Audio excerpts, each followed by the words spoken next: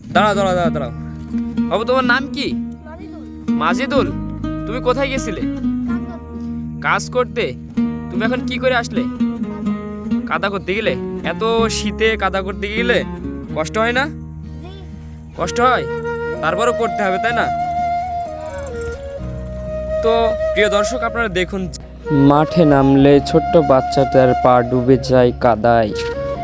চটপট শব্দে হাঁটতে হাঁটতে ওর চোখে মুখে হাসি থাকলেও ওই কাদার ভিতরে লুকিয়ে থাকে অনেক না বলা কষ্ট।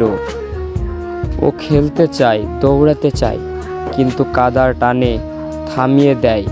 পা পিছলে পড়ে গেলেও ব্যথাটা শুধু শরীরে না, মনের ভেতরেও থাকে, লেগে থাকে চুপচাপ। হাত পা মাখামাখি কাদা, কেউ বকবে, কেউ হাসলে ও বোঝে না দুনিয়ার হিসাব। তবু ছোট্ট বুকটার ভেতরে জন্ম নেয় লজ্জা আর অভিমান।